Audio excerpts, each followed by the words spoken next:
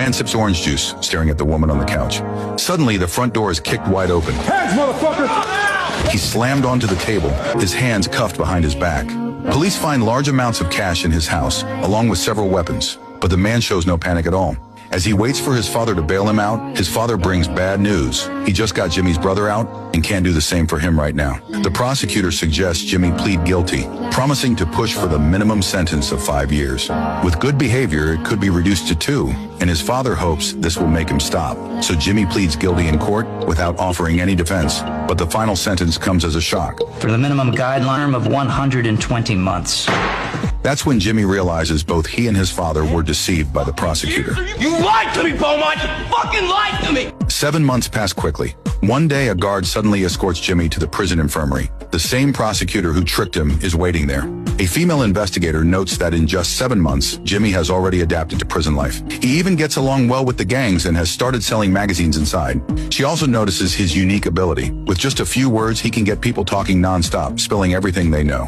Jimmy doesn't understand what she's getting at, so she reveals the real purpose of the visit. They want to use his talent and transfer him to another prison. His task is to befriend a serial killer. They suspect the man murdered 14 women, but only one body has ever been found. To convict him, they need to locate at least one more body. They want Jimmy to get close to him and find out where the bodies are hidden. But that prison houses the criminally insane, and Jimmy immediately refuses the offer. The investigator quickly makes it more tempting. If he completes the mission, his sentence will be significantly reduced. Jimmy looks at the prosecutor who betrayed him before, unsure if this is another trap. In the end, he still refuses. As the investigator leaves, she quietly leaves the killer's file behind. That night, Jimmy can't stop thinking about it and eventually gives in, opening the file. The next day, he tells his father everything. His father urges him not to even consider it. That place is full of lunatics. If Jimmy fails the mission or gets into trouble with them, he could be locked up there forever. Jimmy listens to his father and goes back to his routine, running his little business inside prison, hoping good behavior will earn him a reduced sentence. But he keeps thinking about that file until his mother comes to visit. She tells him his father is seriously ill and may not have a year left to live. Jimmy panics. He tracks down the investigator and asks to make a deal, but she refuses. Jimmy is just one of many candidates. If he wants the opportunity, he has to prove he's the best. Jimmy feels like he's being played again, but to seize the chance, he studies the file carefully. The case happened years ago. A woman's body was found in a cornfield. A female body was found in a cornfield, her eyes wide open, her face covered in dirt. The scene showed that she had been assaulted before her death. A nearby mechanic reported seeing a man leaving the area the night before. He drove off in a truck and even mentioned the vehicle's brand. But after a full year, the case made little progress. Detective Miller, who was in charge of the case, found a lead in a recent police report. 2 14-year-old girls had been harassed by a man in a truck. The girls said the truck was gray, and one of them remembered the license plate. Miller ran the plate and discovered the vehicle was registered in another city. Over the past year, the same truck had been reported 3 times, in 3 different cities for harassing girls on the street. Miller then began tracking the owner, Larry. The day before the victim was killed, Larry had indeed been in the area. Miller immediately contacted the police in Larry's city. They said Larry was just a strange guy. He had been bullied and beaten since childhood, and they didn't believe he was capable of murder. Although he had once confessed to a killing, the real killer was caught shortly after. They believed Larry only confessed to feel important. But Miller requested a meeting with Larry anyway. The man in front of him seemed slow and unfocused, with a strange beard and disorganized speech. Miller pulled out the case file and asked if he had been to those places and whether he had approached the 2 girls. Larry admitted he had asked them for directions, but said they told him to go to hell. He claimed he just joked around afterward and never meant to hurt them. An officer nearby joked that maybe Larry hurt them in his dreams. Larry responded that he had dreamed about killing 2 women, but he said it was only a dream. Then his eyes went blank, and he froze in place. Larry. What? It's not like that. No, I don't dream of killing women. I just have a lot of dreams where I'm killing them. Moments later, he denied everything again. Miller showed him a photo of the victim and asked if he had ever seen her. Suddenly, Larry became agitated, stood up, and said he wanted to go home. The police stopped Miller from continuing, believing Larry was just mentally unstable. They insisted he had nothing to do with the case. They told Miller to return to his jurisdiction instead of making guesses here, but Miller remained suspicious of Larry. So he teamed up with his colleague Laura and brought in Beaumont, an expert in such cases, to interrogate Larry with the FBI. Larry complained that he constantly had nightmares. Other men had women in their lives, but he was always alone. That loneliness made him feel deeply depressed. The agent reassured him, saying that must be hard. Then he showed the victim's photo and asked if Larry had seen her in his dreams. Larry picked up the photo and gently touched it, smiling as he said he had met her. She was riding a bicycle, and Larry had stopped to talk to her. She looked sad, and by that point she was already in his truck.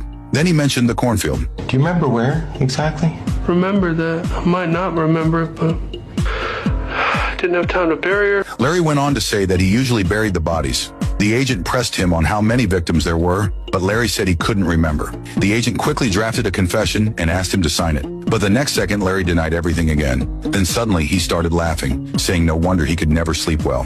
Trembling, he signed his name. Miller immediately charged Larry, but the judge ruled that Larry had severe personality issues, was highly suggestible, and could confess to things he didn't do. And with a lack of critical evidence, he could not be convicted. The court even allowed Larry to appeal. If the appeal succeeded, more victims could appear. With no other option, they turned to Jimmy in prison. He had a strong personal charisma and a talent for getting people to reveal their secrets. If he cooperated with the investigation, he could have the remaining 9 years of his sentence reduced. They wanted Jimmy to get close to Larry and find out where the other victims were buried.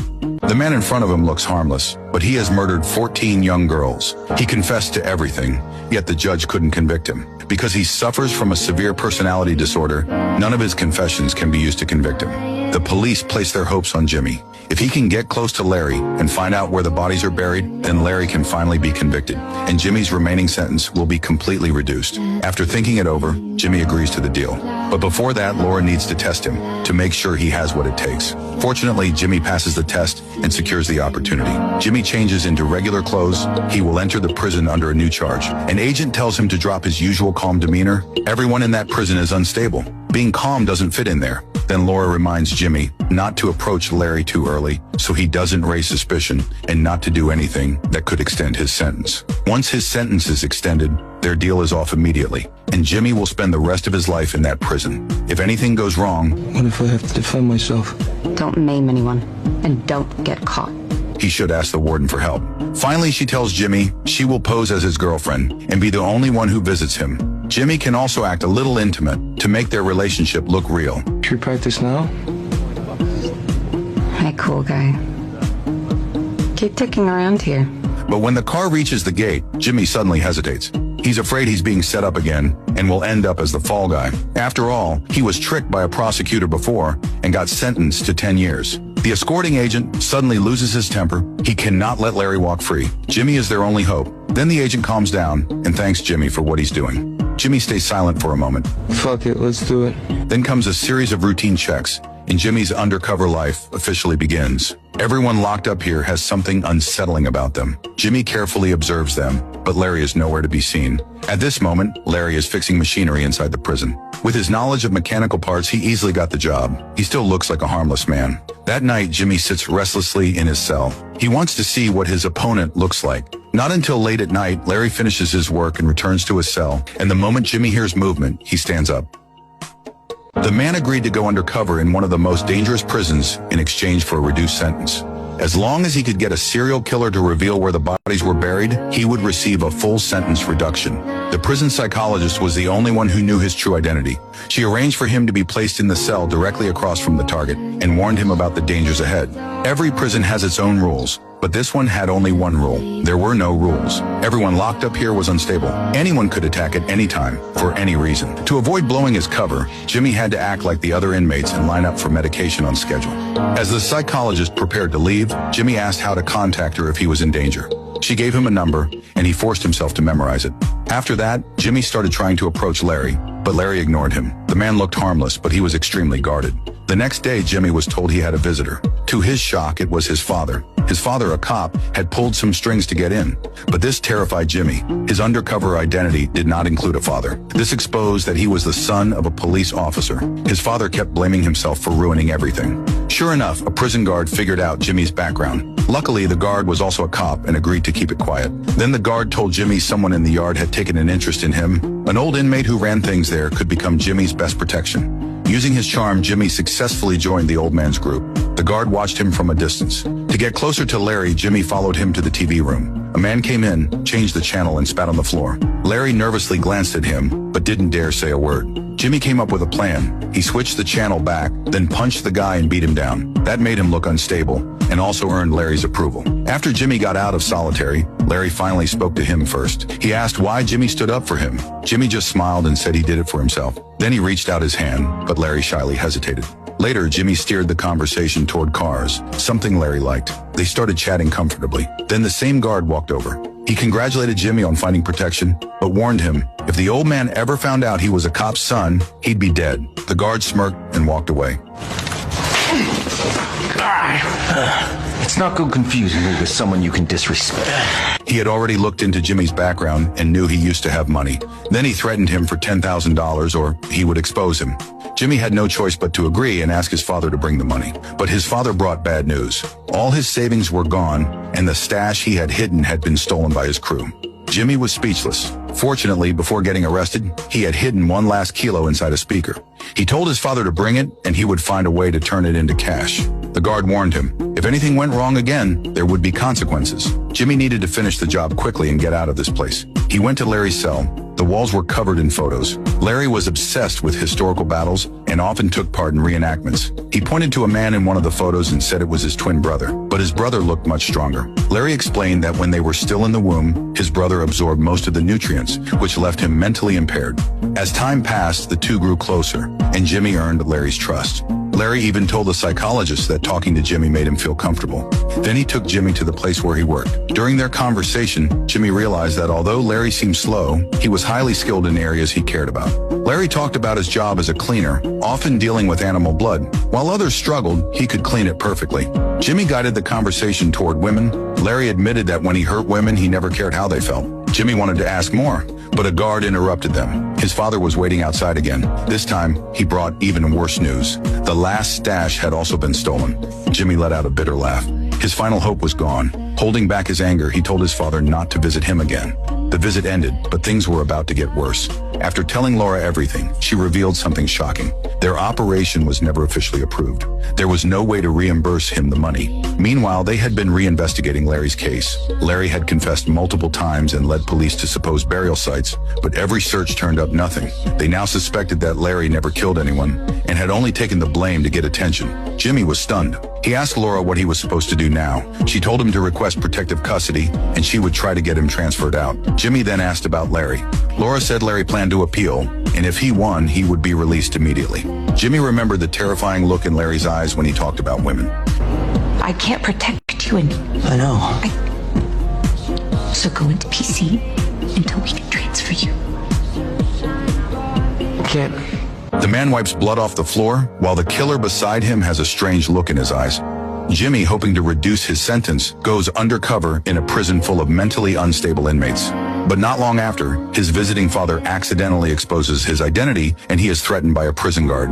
The female investigator who placed him there tells him they may have suspected the wrong person. She asks him to transfer back to his original prison, but Jimmy refuses. While getting close to Larry, he discovers that this seemingly honest man becomes extremely disturbing whenever the topic of women comes up. Wanting to continue the investigation, he sneaks into Larry's room. Inside the magazines are many drawings, all of them filled with bloody violence. The women in the drawings are also depicted in a terrifying way. Jimmy's suspicion is correct. People have only seen Larry's harmless side. After putting everything back, Jimmy returns to his room. The guard is already waiting, but Jimmy hasn't gotten the cash he wanted. He admits he has done his best and can only accept whatever happens next. The guard doesn't get angry, just pats Jimmy on the shoulder and leaves. At that moment, Larry's voice is heard, and it seems he understands everything. He then asks Jimmy if he saw anyone enter his room. Jimmy nervously says no, but the look in Larry's eyes makes him feel completely exposed. He can only cover his guilt with anger and turns to leave. But the atmosphere in the yard becomes even more unsettling. The usually chaotic inmates are now eerily silent. Then Larry appears behind him. If you think you could be in danger, you are in danger.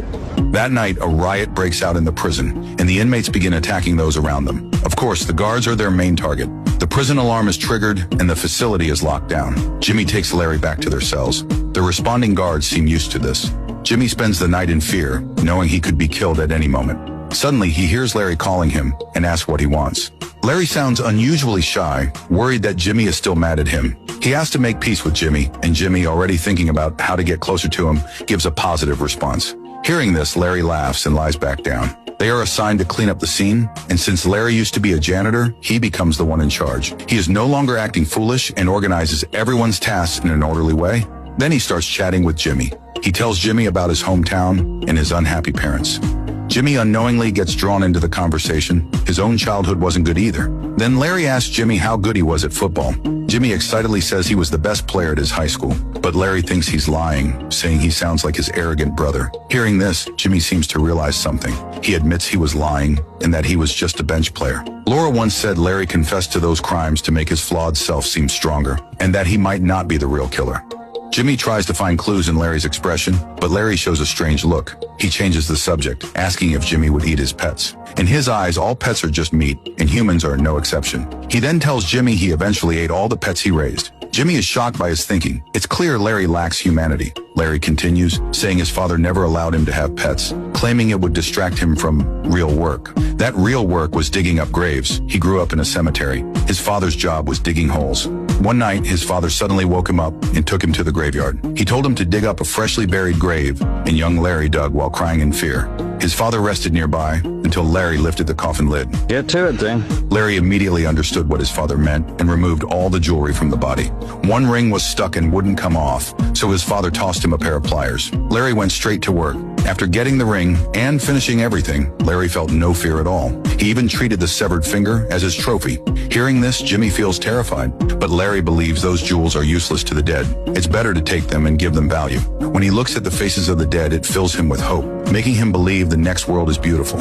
At lunchtime, Larry asks about Jimmy's parents again. Jimmy lies and says his father is a firefighter, and his mother runs a bar. But Larry tells him to tell the truth, and Jimmy becomes nervous. I'm telling you the truth all day. Have you? Facing Larry's strange gaze, he has no choice but to continue. His parents separated when he was young, and his stepfather often abused his mother. Every time he tried to stand up for her, he would be beaten by his stepfather. But that his mother loved the stepfather more than she loved Jimmy.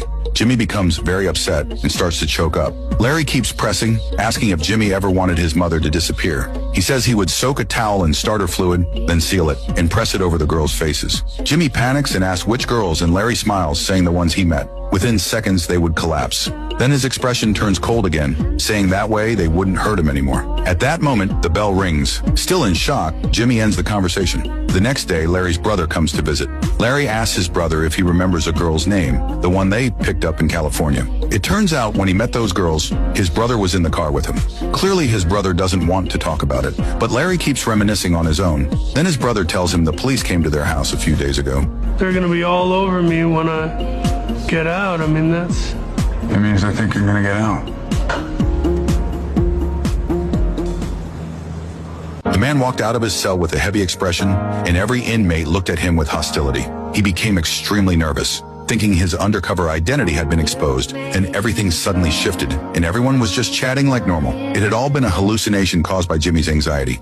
He was taken to the psychologist's office, but it wasn't the same doctor as before. The one who knew his true identity had gone on leave. Jimmy felt uneasy because a prison guard had already discovered who he was. The guard had been blackmailing him for cash, but Jimmy failed to deliver the money. At any moment, the guard could expose him to the other inmates. He could be killed in this prison at any time. He had hoped to ask the psychologist for help, but that hope was gone. Now Jimmy was overwhelmed with fear, and every question from the doctor felt like a test of his identity. He forced himself to stay calm, carefully answering her questions, but suddenly she dropped her smile. I'm asking you for compassion when you deal with some of the men in here. Then she directly asked him whether he posed a threat to another inmate's mental health. Jimmy was caught off guard, but immediately thought of Larry. He didn't know what Larry had told the doctor, or whether Larry had already figured him out. The next morning, Larry sat nearby watching Jimmy, as if he had been waiting for him. Jimmy pretended to stay calm and sat across from him, and Larry didn't seem to suspect anything. Larry Judong mentioned that his brother had come to visit him, and Jimmy played along with the conversation. Larry went from talking about his sister-in-law to his grandmother, saying his great-grandmother had given birth at 14. He believed getting married that young wasn't a big deal. Jimmy seized the moment and asked what was the youngest girl Larry had been with, but Larry's expression instantly changed. You first. Why ask first? You first. To avoid suspicion, Jimmy made up stories to answer Larry's rapid questions. Just then, a guard showed up. There was a leak in the pipes, and Larry was called away to fix it. Jimmy realized every time he tried to guide Larry into revealing the truth, Larry would turn it around and make him the one answering questions. Jimmy then approached the top dog in the yard, keeping him company by playing some boring game. He did it on purpose. hoping to gain protection. But the boss suddenly turned on him, asking if he planned to smuggle goods inside to make money. Jimmy quickly denied it, saying he didn't bring anything in. The boss warned him not to try it again. Then he nodded to the guard. Clearly, this was part of the guard's punishment. The guard had intentionally told the boss just to intimidate Jimmy. Jimmy knew he had to get out of there fast, so he tried to contact the female detective, but he found his account had been suspended, and he couldn't even pay for the call. He tried every account he had, but none of them worked. That meant he had completely lost contact with the outside world. With people behind him urging him on, he had no choice but to suppress his anger. He went out into the yard to calm himself down, but then he saw the guard pointing at him, telling other inmates he was a snitch. Seeing the look in the boss's eyes, Jimmy quickly walked away. Meanwhile, the detective Laura was still searching for evidence against Larry. Based on Larry's statements, they went to a gas station. They found the owner and showed him Larry's photo. The man recognized Larry immediately, saying he had bought auto parts there, but they weren't close. Still, Larry's strange behavior left a strong impression on him. After that, Larry would often come back and hang around. He would talk to the young girls there. Before long, they drove him away. Laura asked why they kicked him out. The owner said all the girls disliked him, including his own daughter. Laura then spoke to the daughter, who said Larry would say creepy things. He also gave her used items that belonged to other people. Miller asked if she still had any of those items. She said she had already sold most of them, but there was one thing she kept. She then took them to the storage room and pointed to a bicycle in the corner. Laura and the others were shocked because it was the same bike that belonged to the missing girl found out in the field. The man jolted awake from a nightmare, and the killer who murdered 14 girls was standing eerily beside his bed. The demon before him terrified Jimmy, his dreams filled with scenes of the crimes. He hurriedly asked Larry if he had been talking in his sleep. Larry said no, and casually joked with Jimmy. He said it must have been the story he told yesterday that scared him. Jimmy froze for a moment, because the detailed account Larry gave yesterday was now being called just a story. With a single sentence, he dismissed everything that could have been evidence. But Jimmy didn't dare show anything unusual, so he pretended to respond casually. He said he hadn't taken it seriously either. He added that Larry's story actually had a lot of flaws. Larry pressed him, asking what was wrong. Jimmy said since Larry knew how to dig holes, why didn't he dig one for Jessica? Larry actually started explaining seriously. He said digging requires the right kind of soil, and it's hard to work in the dark, and sometimes people might interrupt. Jimmy cut him off, saying none of that mattered, but Larry suddenly flew into a rage. Then just as suddenly started laughing. He said everything he said was true. Jimmy held back his anger and pointed out he had just said it was made up. Larry smiled and said that was just to trick him. Then he suddenly leaned closer to Jimmy. I'm not lying, James. Jimmy acted shocked, asking if he was really the killer. Then he provoked him, saying he had seen the eyes of killers before, and Larry didn't have that look. Larry showed a disdainful expression and asked what kind of look that was. Jimmy taunted him, saying he was just copying others. Larry's face instantly changed. Before leaving, he told Jimmy to meet him in the workshop. He would show Jimmy what his eyes really looked like. After that, Jimmy spent the entire breakfast in fear. He couldn't tell whether Larry was lying or telling the truth.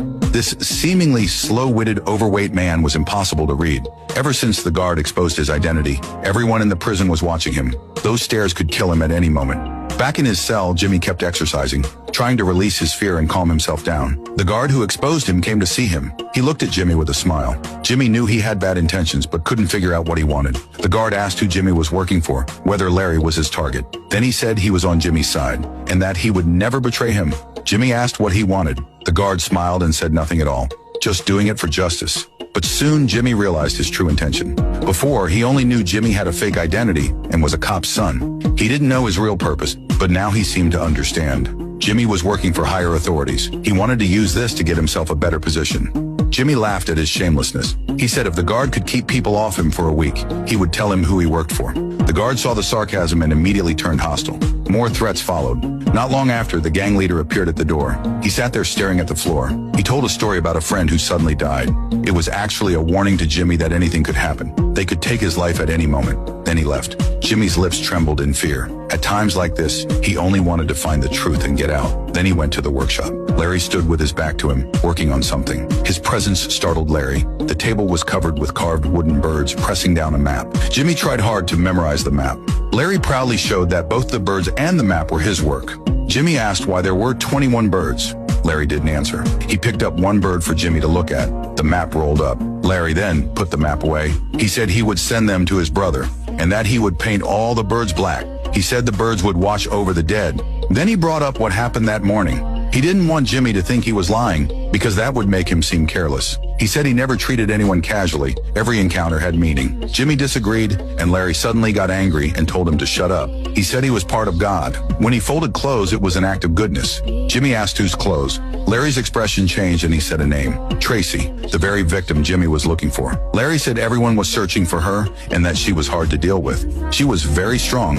He didn't want to hurt her, but she kept resisting, so he had to choke her. But then he said he might have blacked out. When he woke up, Tracy wasn't breathing. Then he became excited again. He said he dug a grave for her, the best one he had ever made, and it would never be found. At that moment, the guard told them to leave. Jimmy, trembling, said he could tell the family the location so they could have closure. But Larry said he was naive. If he did that, he would never get out.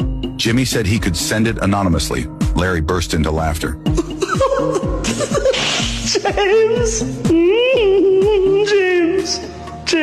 James, you're fucking with me. You're always fucking with me. You're just like Carrie. Jimmy couldn't take it anymore and accused him of needing to atone. But Larry said it was impossible. He would win his appeal, leave this place, and continue his life. Jimmy decided to confront him, saying he would never win.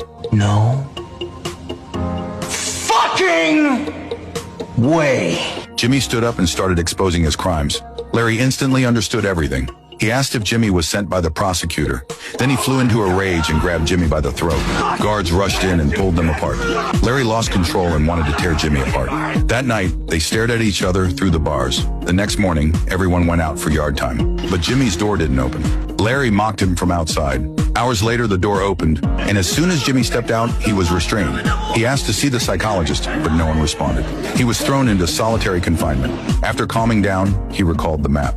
21 birds, 21 red dots. Those had to be the burial sites. He asked for a pencil but was refused. This was his only chance. He had to draw it. So he bit his finger and started drawing on the wall with blood. Meanwhile, Laura found Larry's brother. He wasn't welcoming, since they were the ones who sent Larry to prison, but he didn't believe Larry was a killer.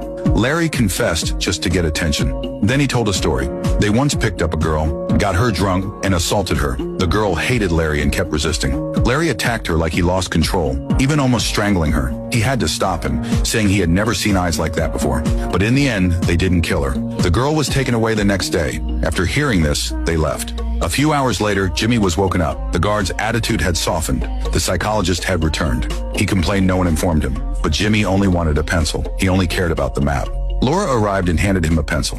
Jimmy kept drawing, but after finishing, he realized it didn't point to any clear location. He angrily threw the pencil. All that effort was wasted, but he still told Laura the clues. When he mentioned folded clothes, Laura's eyes lit up, because at the crime scene, there were neatly folded clothes, and that detail was never made public. Only the killer would know. Jimmy's effort wasn't wasted. Soon after, he returned to court. The prosecution kept their promise and reduced his sentence. Jimmy gained his freedom. The judge also rejected Larry's appeal.